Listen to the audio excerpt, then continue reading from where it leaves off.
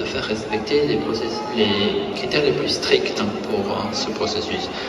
Car cette question concerne tout le monde, pas uniquement l'ONU, le monde entier qui souhaite une organisation pour défendre les grands principes.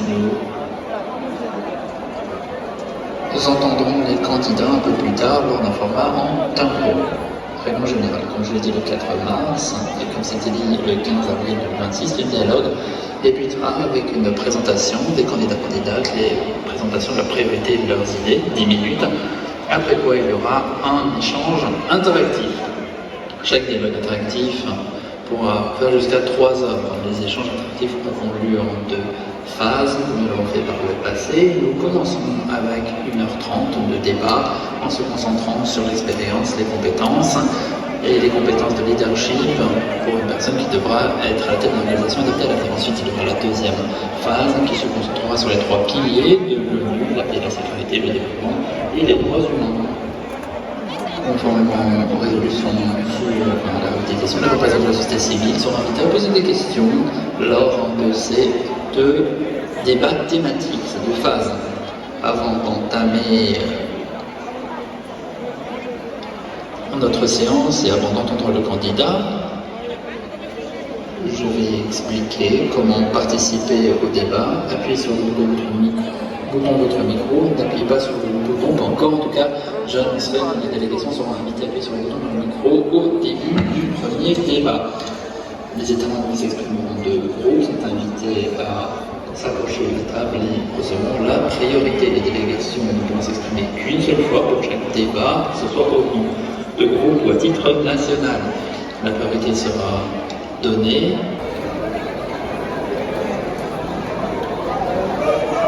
Alors que nous tenons ce dialogue, le monde est aux prises avec des défis multiples.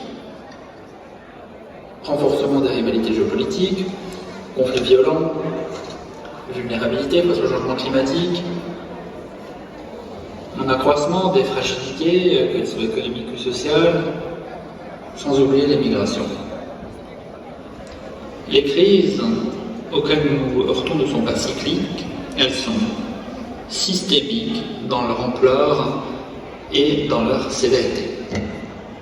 Madame la Présidente, Excellences, Mesdames et Messieurs, en même temps, des perspectives inédites s'offrent à l'humanité avec l'avancée fulgurante des technologies et particulièrement l'intelligence artificielle. Gouverner avec sagesse, la révolution technologique est un formidable accélérateur de progrès au service de l'humanité. Devant l'urgence des défis et la promesse des opportunités, le multilatéralisme demeure le cadre indispensable de nos ambitions communes, sauvegardées et qui écoute tous. Je serai un secrétaire général qui rassemble, un secrétaire général bâtisseur de ponts entre les nations, entre les cultures et les civilisations, entre l'Est et l'Ouest, entre le Nord et le Sud.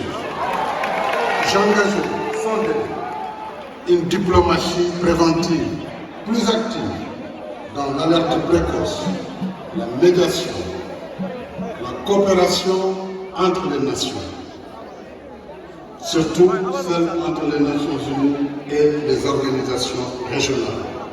J'engagerai avec les États membres une réflexion approfondie sur l'efficacité des opérations de maintien de la paix. Je travaillerai également à maintenir les droits humains au cœur de l'agenda des Nations Unies. Nous le savons tous, les droits humains sont universels. Ils sont inséparables les uns des autres. Ils sont civils. Une base consensuelle qui renforce la légitimité, l'autorité et l'efficacité de son action. J'accompagnerai les États membres dans le processus en cours.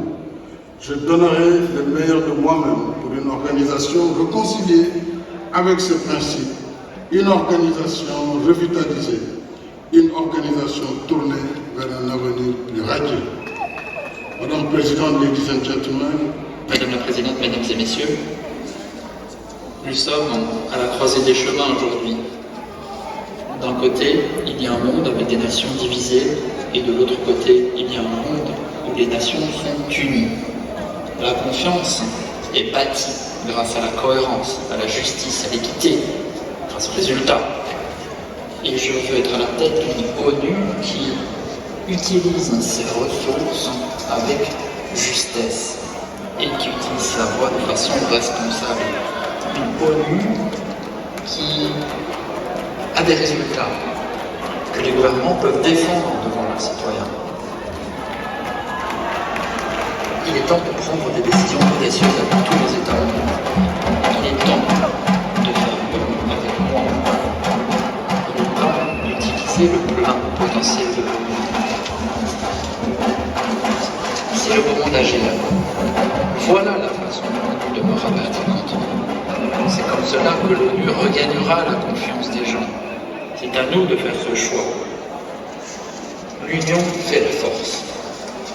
Si je venais être élu, je travaillerais avec tous les États membres pour redonner vie à notre objectif commun mu par l'esprit de la charte. Et ensemble, nous façonnerons un monde meilleur pour tout le monde. Je vous remercie.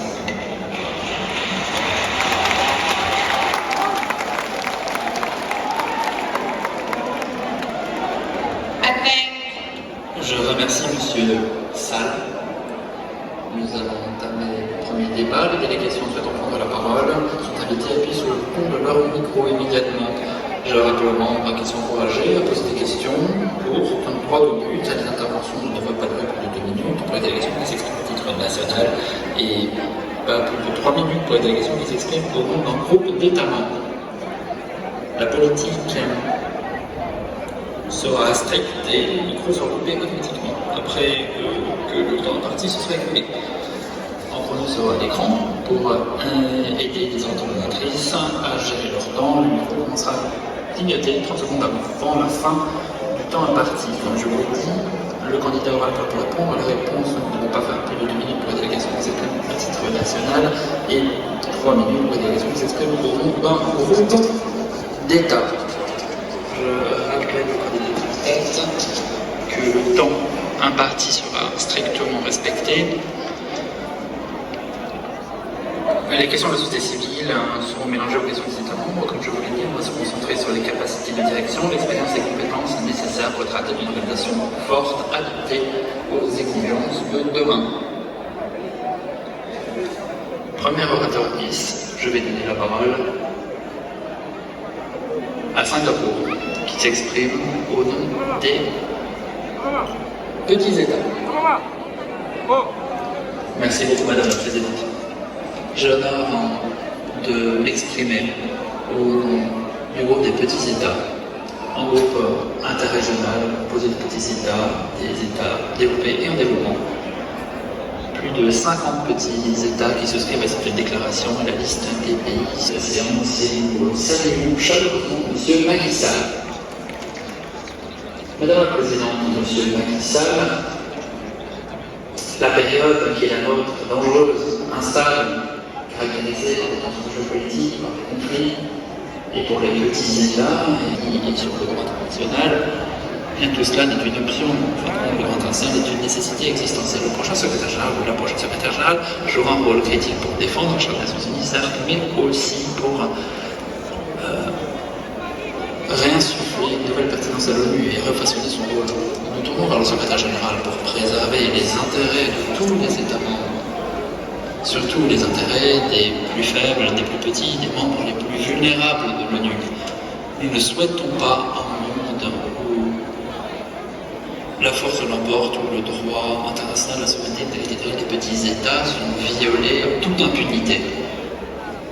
Les membres du groupe des petits États sont prêts à travailler avec le prochain secrétaire et tous les États pour renforcer le rôle de l'ONU et pour défendre le droit international et le multilatéralisme. Je vais poser ma question pour gagner du temps. Tout d'abord, M. Macky Sall. Quelles mesures prendrez-vous pour renforcer le rôle de l'Assemblée générale, surtout lorsque le Conseil de sécurité n'est pas en mesure de prendre des décisions et des mesures décisives? Les questions. Si vous êtes élu secrétaire général, comment aiderez-vous, renforcerez-vous le bureau de la présidence de l'Assemblée générale? Deuxième question, les ODD et le Pacte pour l'avenir sont des réalisations majeures, une feuille de route pour l'action mondiale et pour des partenariats mondiaux. Si vous veniez être élu secrétaire général, comment feriez-vous pour accélérer la mise en œuvre des ODD et du Pacte pour l'avenir? Troisièmement, nous sommes à la croisée des chemins, alors que la perception du public de l'ONU